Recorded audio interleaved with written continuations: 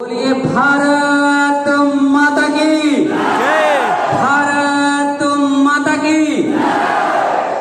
मंच पे बैठे हमारे आदरणीय गुरु पिता तुल्य हमारे विद्यालय के प्रधानाचार्य हमारे संरक्षक श्री जगमोहन तिवारी जी एवं बगल में बैठे इतिहास के प्रवक्ता हमारे आदरणीय गुरु श्री मोहन सिंह जी एवं बगल में बैठे सिविक्स के वक्ता हमारे आदरणीय गुरु श्री रमेश सिंह जी एवं विद्यालय के उप प्रधानाचार्य और सभी शिक्षकगण, दूर से आए हुए अतिथिगण, सभी प्यारे बच्चे, एनसीसी के कैडेट और स्काउट गाइड के बच्चे, आप सभी को मैं इस विदाई समारोह एवं सम्मान समारोह में हार्दिक अभिनंदन एवं स्वागत करता हूं।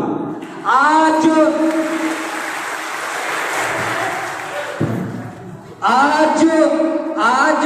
हम लोग आप लोग बहुत ही एक सुखद घड़ी में सब कोई बैठे हैं। आज विदाई समारोह है।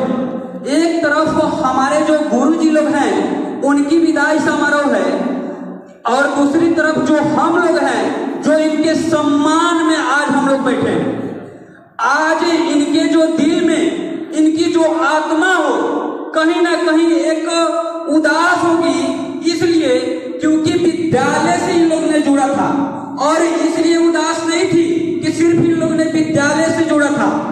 जब व्यक्ति लंबी सर्विस में अपने नौकरी के दौरान किसी भी संस्था, किसी भी संगठन, किसी भी इंस्टीट्यूट में जब अपना कार्य करता है तो जब वो रेगुलर वहां जाता है तो वहां के लोगों से, वहां के व्यक्ति से, वहां की संपत्ति से, वहां के वस्तुओं से, वहां के हर एक चीजों से लगाव और प्रेम हो जाता है।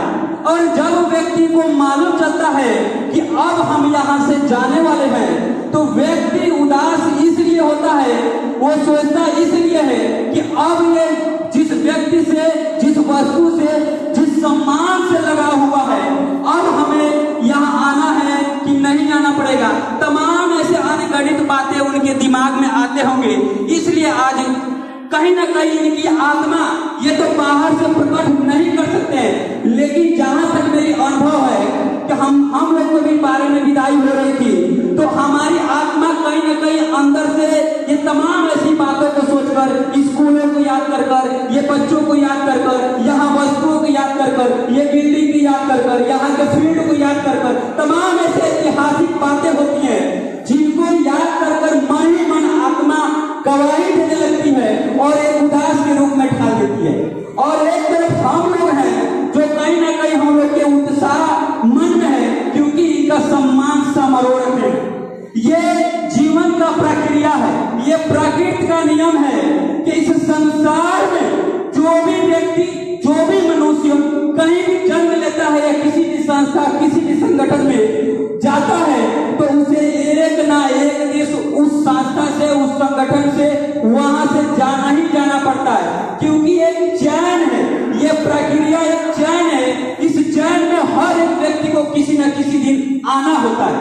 व्यक्ति को दुख तब होना चाहिए जब अपने कार्यकाल के दौरान, पावर्स के दौरान, उसके पास हर चीज पावर होते हुए भी कुछ कार्य नहीं करता है, तब उस व्यक्ति को दुख होना चाहिए। हमें लगता है कि हमारे विद्यालय के प्रधानाचार्य जी श्री जगमोहन तिवारी जी ने विद्यालय के लिए इतना कुछ किया कि ये जो विद्यालय जो नाम है पूरे जनपद में नहीं, हमने उदित में इंटर कॉलेज सिर्फ जनपद में नहीं प्रदेश में भी इसका नाम सुना है। और हर एक मनुष्य का, हर एक व्यक्ति का ये सोच होता है कि वे अपने जीवन की सबसे जो ऊंचाई या कुर्सी हो वहां तक पहुंचे। विद्यालय के प्रधानाचार्य जी, इनकी भी वही सोच होगी और यहाँ के जो विद्यालय के अंतिम पौधान है, जो कुर्सी है, वहां तक इन्होंने पहुंचा और सिर्फ पहुंचा नहीं, अपने पावर, अपने ताकत, अपने तमाम ऐसे बातों के जरिए से विद्यालय के लिए 100% अपना दिया, विद्यालय के हित में सोचा, विद्यालय के लिए कार्य किया। ऐसे ऐसे ऐतिहासिक कार्य इन्होंने कर दिखाया है कि इन्हें थोड़ा भी अगर मन में उदास होता है तो एक बार उन बातों को अगर सोच लेते हैं तो इनकी उदासी क्षण भर में गायब हो जाती है। हमारे आदरणीय गुरु जो बगल में बैठे हैं माननीय श्री मोहन सर जी, इनके व्यक्तित्व के बारे में तो हम उतना नहीं जानते, लेकिन जितना भी आज जानते हैं, अगर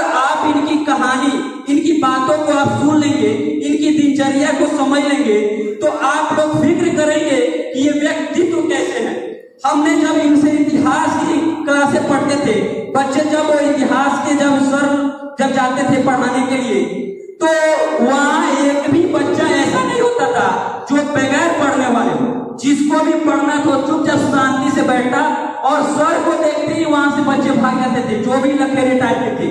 और सर जैसे पिक्चर हॉल में हम लोग सिनेमा देखते हैं, जब सिनेमा घर से बाहर निकलते हैं तो लगभग 2-2.5 घंटे के पिक्चर जो होते हैं हमारे दिमाग में फिगर तरह सेट हो जाता है। ठीक रूबरू वैसे ही हमारे किस्मोहन सर जी क्लास में ऐसे पढ़ाते थे, एकदम बिना किताब छुए हो।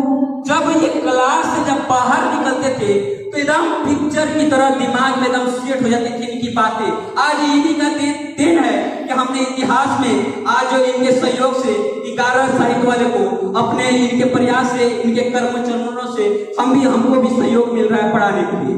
और इनकी एक और बात करें, इस समय जब परीक्षा विभाग में हम थे तो इनकी एक चीज देखे हमको बहुत ही प्रभावित किया।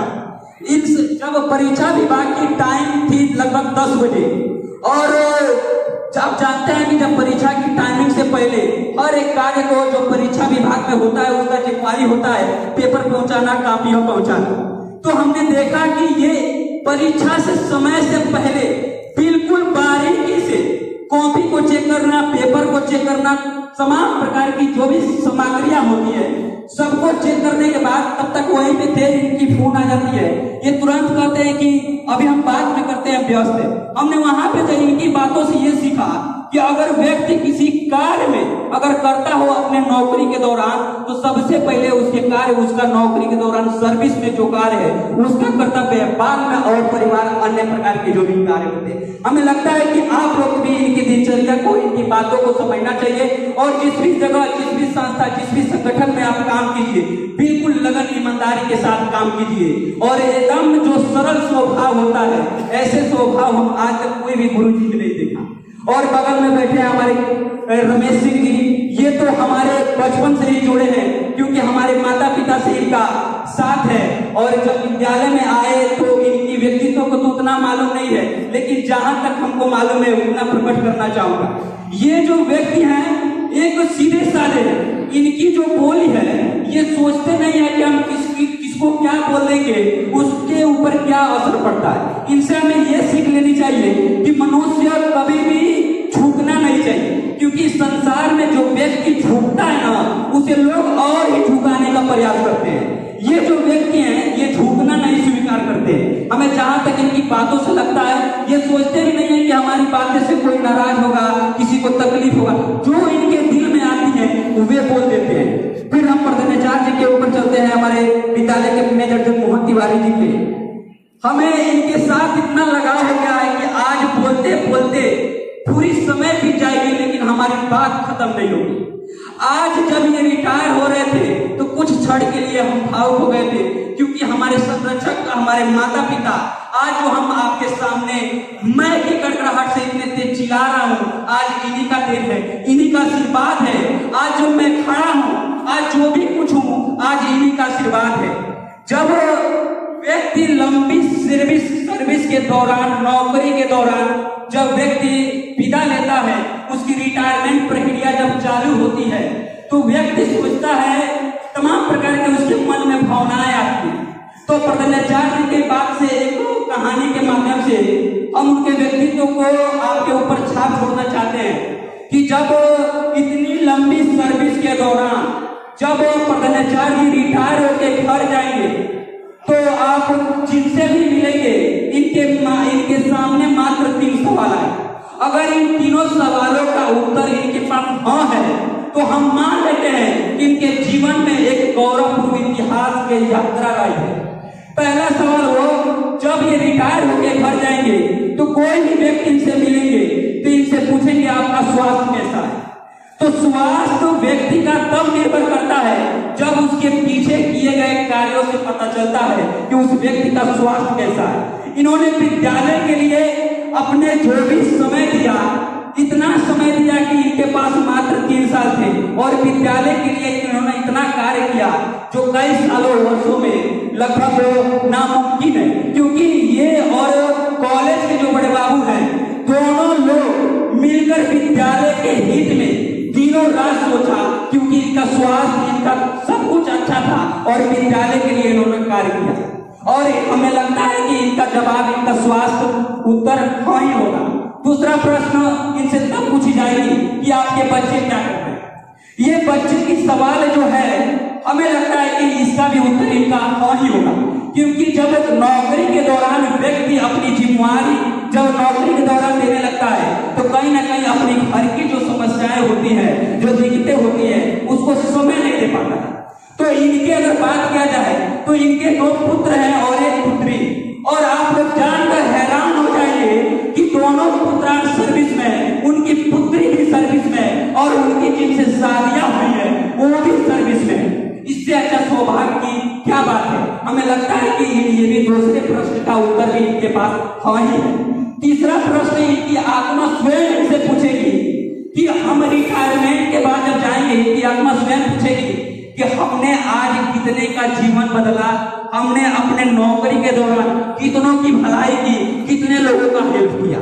हमें लगता है कि इनका भी उत्तर ये हाँ ही होगा, क्योंकि आज यहाँ पे जो हमारे संचालक के रूप में अनूप सर आए हैं, ये इन्हीं का प्रोडक्ट है। कभी ना कभी इनके ये शिष्य रहे हैं, जो हम भी इनके शिष्य रहे हैं, और उन सर आए थे वो भी इनके शिष्य रहे थे। तमाम ऐसे हजारों छात्र हैं जिनसे इनकी जुड़ी है, जिनसे इनकी लगाव है। और आप सेना को जानते हैं, भारतीय सेना 101 नामे में गर्व है, और हर साल अगर कुशीनगर की भर्ती होती है तो उसमें 10 बच्चे ऐसे होते हैं जो गुरु जी से जुड़े होते हैं और भारत माँ की सेवा करने के लिए वहां पे खड़ा होते हैं, और गुरु का नाम सम्मान मान रखते हुए इनके चरणों में अपन सादा प्रणाम करते हैं। 2 लाइनों से अपने बातों का समाप्त करेंगे कि कौन कहता है कि आज इनकी विदाई है। जीवन का विदाई तो कभी होता ही नहीं है, मुस्कान का विदाई तो कभी होता ही नहीं है। विदाई होता किसका है? आज इनकी विदाई इनकी पावर की हो रही है, आज इनकी विदाई इनकी कलम की ताकत की हो रही है, आज इनकी विदाई इनकी ऐलान की घंटिया की हो रही है, आज इनकी विदाई इस स्कूल में कर्मचारी लोग से काम कराने की ताकत की हो रही है, आज इनकी विदाई इसलिए हो रही है कि यहाँ पे जो भी इनके पास पावर थे, इनके पास सामान थे, स्कूल में जो भी दबदबा थे, इन सभी चीज का विदाई हो रही है, ना कि इनका विदाई हो रही है। ये जीवन है, ये जीवन का विदाई कभी होती नहीं है। ये जो आपका मुस्कान है, ये मुस्कान का विदाई कभी होती नहीं है।